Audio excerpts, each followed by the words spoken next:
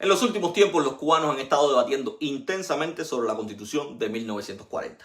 Incluso ha surgido un movimiento político cuyo objetivo principal es su restauración total. La idea de restaurar la C40, como ya varios nombran a esa Carta Magna, ha encontrado eco no solo en las redes sociales, sino también en las calles. Durante las protestas del 11J, en al menos una localidad del país, algunos manifestantes exigieron la restitución del texto constitucional como una de sus demandas. Sin embargo, hay otros muchos cubanos que niegan la validez de la C40 para el presente y el futuro del país. La consideran obsoleta y el resultado de un pacto social alejado de lo que demanda la actualidad y el futuro nacional, y argumentan que lo que Cuba necesita en el futuro es un nuevo consenso y una nueva constitución que lo respalde.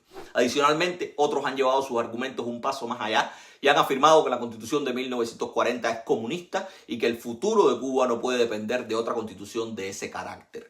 Afirman que la inclusión de derechos sociales y la participación de militantes comunistas en la redacción de la C40 la convierten en un texto rojo, inoperante en un futuro cubano, ni tan siquiera en un periodo transicional. Desde el toque comenzamos una serie dedicada a la forma en la que se gestó la C40, a sus contenidos y a los principales protagonistas de su gestación. Esperando que nos acompañes en este recorrido que se extenderá por varios capítulos, te recuerdo que puedes hacerte miembro de nuestro canal de YouTube o sencillamente suscribirte y darle like a la campanita para que no te pierdas ninguna de nuestras entregas, especialmente de esta serie que hemos titulado Constitución de 1940, un texto, muchas ideas.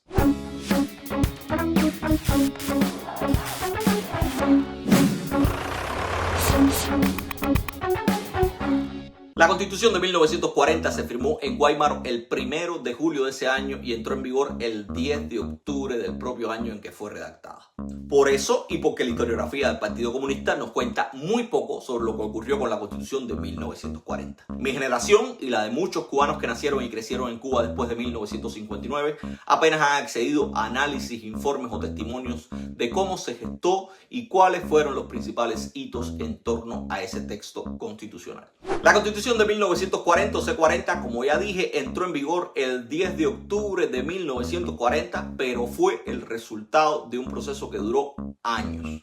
Su redacción, aprobación y entrada en vigor fue el resultado de una etapa de convulsión política en Cuba conocida como la Revolución de los años 30. Un movimiento social y político que se generó durante el segundo mandato de Gerardo Machado y que tuvo su fin en el año 1933 con la salida del dictador del país. Precisamente después del triunfo de la revolución y con la salida de Machado de Cuba se inició un periodo de inestabilidad política que muchos consideran culminó con la promulgación de la C40. Tal fue la inestabilidad que vivió el país que en apenas 6 años, entre agosto del 33 y hasta 1939, en Cuba hubo 8 presidentes y algunos duraron días. Esa inestabilidad política, entre otros elementos, propició que la necesidad de modificar la Constitución de 1901 se convirtiera en un tema de discusión pública recurrente.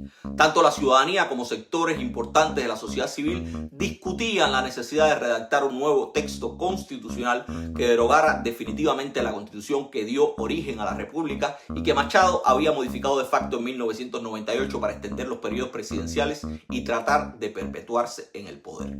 En 1928, Machado había modificado la Constitución de 1901 mediante sus famosos estatutos constitucionales. A ese proceso de modificación constitucional muchos historiadores le han denominado la prórroga de poderes. Vaya, que Machado se sentía, en parte porque se lo habían hecho creer, el hombre fuerte y salvador de Cuba y por eso decidió extender su estancia en el poder. Pero para legitimar ese movimiento necesitaba cambiar las reglas del juego establecidas en la Constitución de 1901. Es sumamente grato para mí poder hablar directamente al pueblo de los Estados Unidos de lo que ha podido hacer el pueblo cubano, auxiliado por aquel gran pueblo que le ayudó a hacer su independencia. Nos ha sido muy grato a los cubanos recibir la noticia que su excelencia el presidente Hoover nos visitará en el próximo diciembre.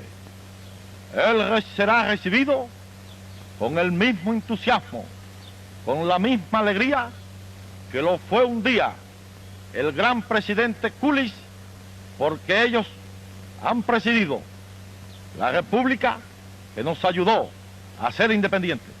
Este movimiento de Machado para permanecer en el poder fue una de las razones que impulsaron la revolución de los años 30. La revolución fue vista por muchos como una necesidad en una joven república donde los resortes institucionales no fueron suficientes para detener los avances de una tiranía. Y quizás el ejemplo clásico de la debilidad institucional republicana cubana de aquellos años es que después de varios recursos judiciales interpuestos en 1931, 3 años después de promulgados los estatutos constitucionales y mientras todavía Machado estaba en el poder, la Corte Suprema cubana declaró inconstitucionales los estatutos machadistas. Sin embargo, a pesar de esa declaración de la Corte, los estatutos siguieron vigentes y el régimen se sostuvo por 2 años más hasta la huelga general de agosto de 1933 que hizo caer a Machado definitivamente. Los últimos días del dictador. Ante la repulsa de todo el pueblo que lo acusa de numerosos crímenes y atropellos, Machado decide abandonar el poder. Al huir el presidente, el pueblo gana la calle en manifestaciones de júbilo. Se inicia el saqueo. Las residencias de las figuras responsables del régimen son asaltadas por la multitud. Después de la caída de Machado, comenzó el diluvio. En agosto de 1933 asumió la presidencia interina del país Carlos Manuel de Céspedes y Quesada, uno de los hijos del padre de la patria. Pero ahí duró, como decimos los cubanos, menos que un merengue en la puerta de un colegio. A 22 días de haber asumido la presidencia, el 4 de septiembre de 1933, fue depuesto después del levantamiento de un grupo de sargentos y soldados del ejército liderado por quien se convirtiera en el nuevo hombre fuerte de Cuba, Fulgencio Batista y Saldívar. El movimiento de sargentos y soldados, apoyados por el directorio revolucionario, dio lugar al gobierno conocido como la Pentarquía y después al gobierno de los 100 días en el que participaban, además de Batista, políticos enérgicos de la revolución de los años 30 como Antonio Guiteras y Ramón Grau San Martín. Después de eso vinieron olas. Pero incluso durante esos gobiernos, sobre todo durante el gobierno de los 100 días, se produjeron olas, algunas de las cuales incluyeron oposición interna de cuerpos y mandos del ejército dirigidos por Julio Sanguilí Echarte, hijo del famoso brigadier por el cual Agramonte y sus hombres protagonizaron aquel histórico rescate en la Guerra de los 10 años. Sanguilí Echarte era jefe del ejército, pero fue depuesto después del golpe de sargentos y soldados de septiembre del 33. Varios oficiales también depuestos en ese momento se refugiaron en el Hotel Nacional y exigieron ser reinstaurados en sus puestos. Fuerzas del ABC los apoyaron, hasta que Grau San Martín ordenó a Batista desalojarlos con todos los medios necesarios. Y pongo este ejemplo famoso de nuestra historia porque precisamente esa turbulencia que tuvo como expresiones estos sucesos armados fue la que permitió que el gobierno de los 100 días, específicamente Ramón Grau San Martín, fuese de los primeros en señalar la necesidad de convocar a una nueva constituyente para redactar una nueva Carta Magna. Apenas unas horas después de instaurado el gobierno de los 100 días, el 14 de septiembre de 1933, su presidente, el doctor Ramón Grau San Martín, repudió la Constitución de 1901 por contener la enmienda Platt y promulgó los estatutos para el gobierno provisional de Cuba, que contenía, entre otras cosas, los principios que seguiría el gobierno en materia de política nacional e internacional y estableció la creación de tribunales para juzgar los delitos políticos cometidos por funcionarios del régimen machadista, pero más que nada los estatutos promulgaron la necesidad de conformar una convención constitucional. Y hablo de estas previsiones de los estatutos del gobierno provisional de los 100 días porque precisamente la convocatoria a una asamblea constituyente o convención constitucional que redactara y aprobara una nueva Carta Magna para el país fue uno de los temas más debatidos y que más dilataron la promulgación de la Constitución de 1940. Entre otras cosas porque el artículo 115 de la Constitución de 1901 establecía que la Carta Magna no podía reformarse por medio de una constituyente, sino que debía ser redactada por el Congreso y aprobada previamente por 2/3 de los parlamentarios de ambas cámaras. Pero a pesar de este obstáculo, muchos de los impulsores de la revolución de los años 30 querían formar una asamblea constituyente que reuniera las diferentes fuerzas políticas que existían en el país y que fuera esa asamblea y no el Congreso quien redactara colectivamente un nuevo texto que estableciera las bases para un nuevo pacto social y un nuevo modelo de Estado. Y todo eso lo harían mediante los consensos necesarios para conformar un nuevo orden que proveyera al país de estabilidad y progreso. Pero para hacer eso tenían inexorablemente que modificar o pasar por alto lo establecido en el artículo 115 de la Constitución de 1901.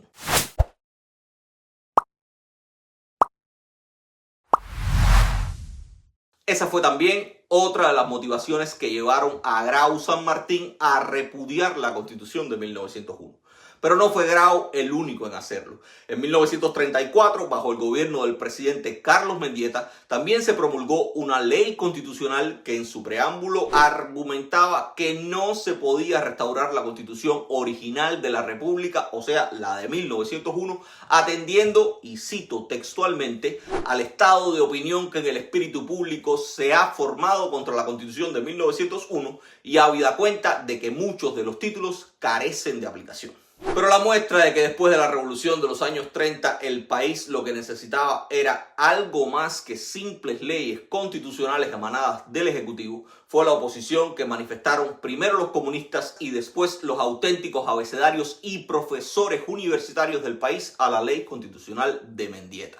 Toda esa oposición desembocó en una huelga de grandes proporciones que tuvo lugar en marzo de 1935. Impulsada por los partidos de izquierda y los comunistas, la huelga terminó cuando el ejército y la policía, dirigidos por los coroneles Fulgencio Batista y José Pedraza, sofocaron la rebelión.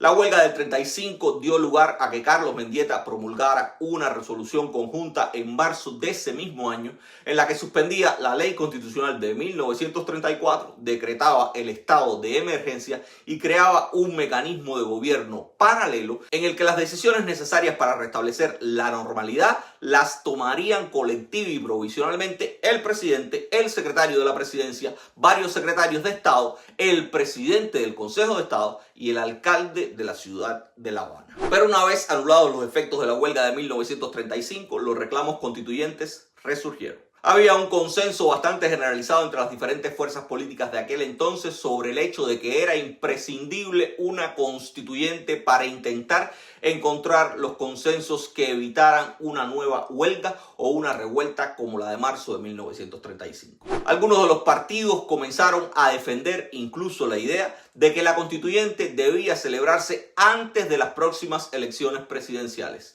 Y de ahí surgió una frase que se convirtió en eslogan político: constituyente primero y elecciones después. Sin embargo, aunque había bastante consenso con relación a la necesidad de una constituyente, no había consenso con relación al orden en el que debían hacerse las cosas. El general del Ejército Libertador y presidente del país entre los años 1913 y 1921, Mario García Menocal, quien en 1935 era el líder del Conjunto Nacional Democrático, una de las fuerzas políticas más fuertes del país, advirtió enérgicamente, como mismo hace Bruno Rodríguez, que si se efectuaban elecciones constituyentes antes de las presidenciales, su partido se abstendría de tomar parte en ese proceso. Menocal creía que era necesario poner orden definitivo en el país mediante autoridades de elección popular y ya en un clima de paz efectuar la discusión y aprobación de la nueva constitución. Al final, su criterio terminó imponiéndose.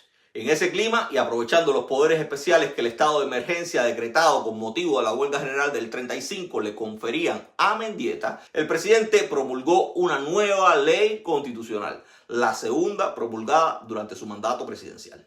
La ley constitucional de 1935 retomó la constitución de 1901, pero no sin antes agregarle alrededor de 10 artículos y cerca de 30 disposiciones transitorias dirigidas a regular la forma en que se conduciría el gobierno hasta las próximas elecciones generales que ocurrirían en enero de 1936. Pero la candela era tan grande en ese momento en Cuba que Carlos Mendieta no pudo aguantar en la presidencia hasta la celebración de las elecciones. En diciembre de 1935 renunció a la presidencia y se la entregó a su secretario de Estado, José Agripino Barnet.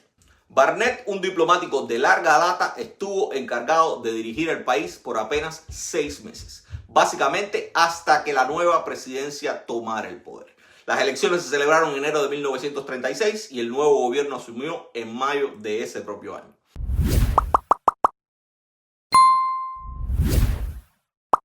En las elecciones de 1936 fue electa la fórmula Miguel Mariano Gómez Federico Laredo Bru. El primero fue electo presidente como lo había sido antes su padre, el general Mambí José Miguel Gómez, también conocido popularmente como Tiburón.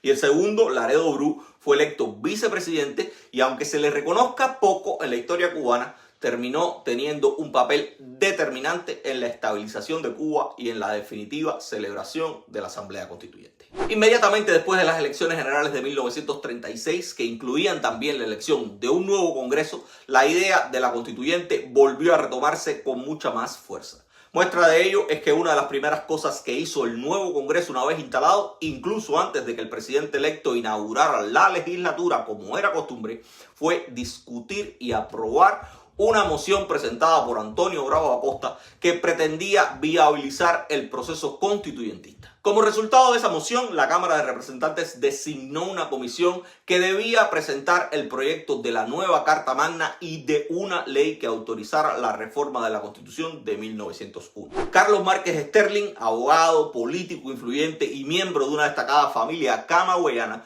fue elegido además presidente de la Cámara de Representantes en 1936. De acuerdo con su testimonio, cuando se presentó la propuesta para acelerar el proceso constituyente, él mismo propuso que la norma que autorizara la reforma constitucional debía comenzar con una disposición preliminar compuesta por varios preceptos. El primero y más significativo establecía que la ley de reforma constitucional debía indicar inicialmente la decisión de modificar el artículo 115 de la Constitución de 1901.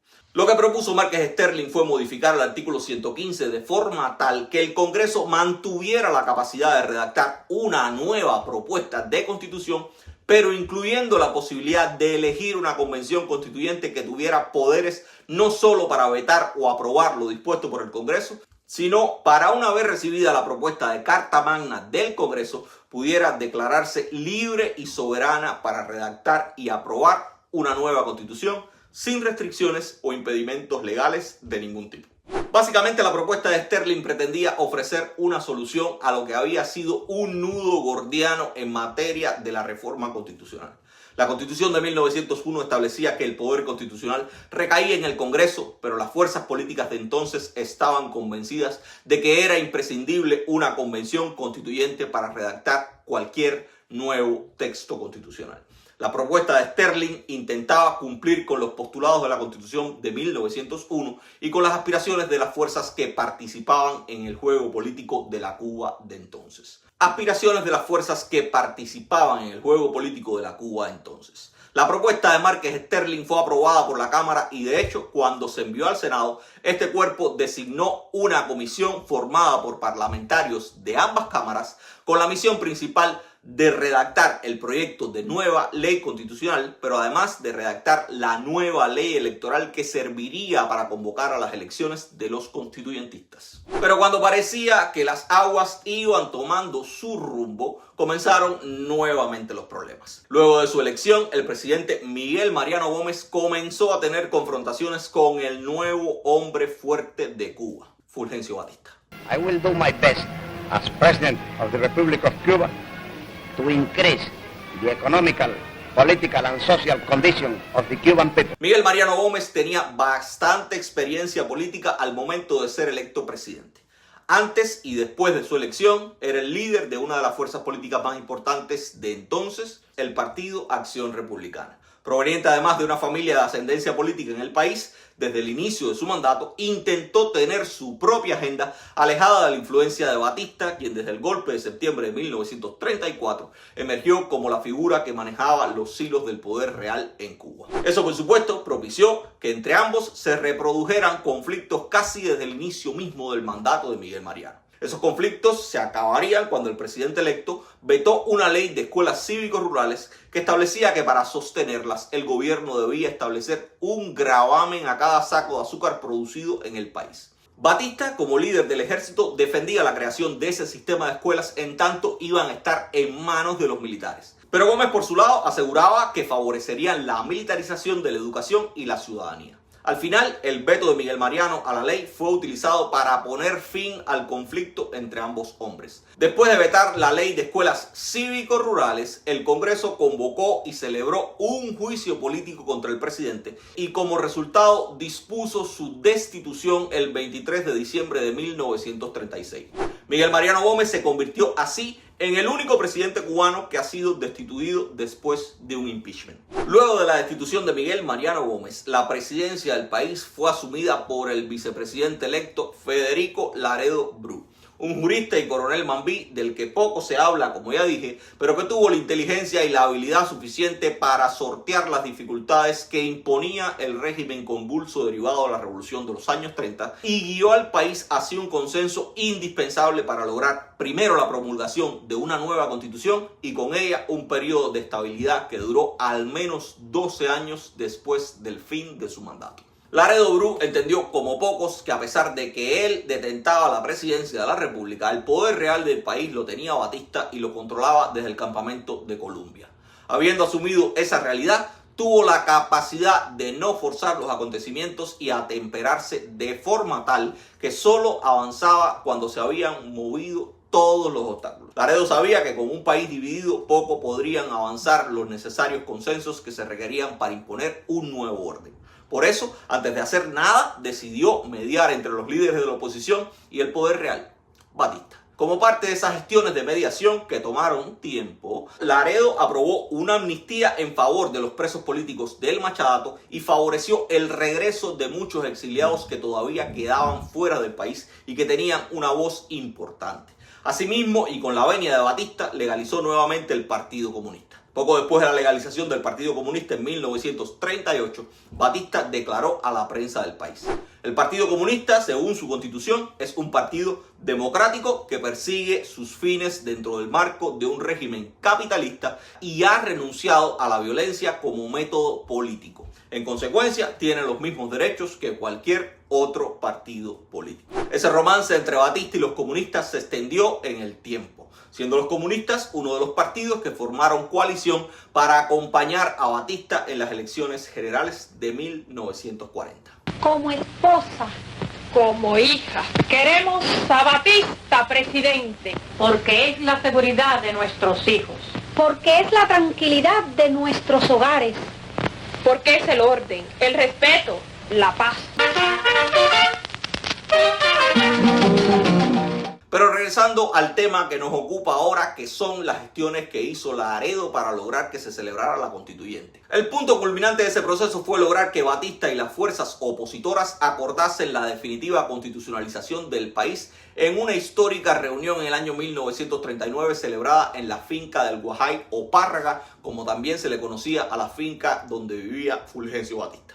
En Párraga se reunieron, además de Batista y Laredo, los líderes políticos más prominentes de la oposición del momento, como Ramón Grau San Martín, Mario García Menocal, Joaquín Martínez Sáenz y el depuesto Miguel Mariano Gómez. En esa reunión, los hombres políticamente más influyentes de la Cuba de entonces acordaron sellar el pacto de conciliación que culminó con la definitiva convocatoria a las elecciones para la constituyente y el inicio de sus sesiones. ¿Qué pasó después? ¿Quiénes fueron electos a la convención? ¿Qué se discutió? Todo eso y más lo estaremos abordando en los próximos capítulos.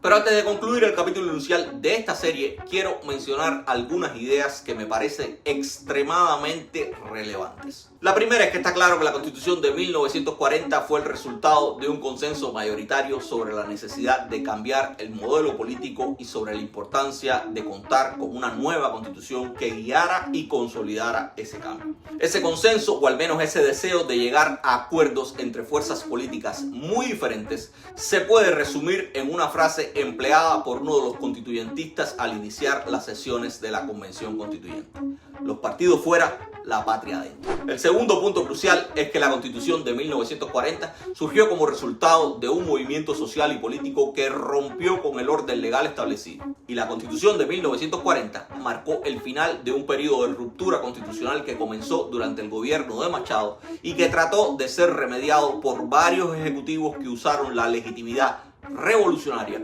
para impulsar leyes constitucionales que pretendían poner orden en el país, pero sin contar con los consensos imprescindibles. Una vez que los consensos sobre cómo enfrentar el proceso constitucional fueron alcanzados, no importaron los obstáculos legales establecidos por la Constitución previa.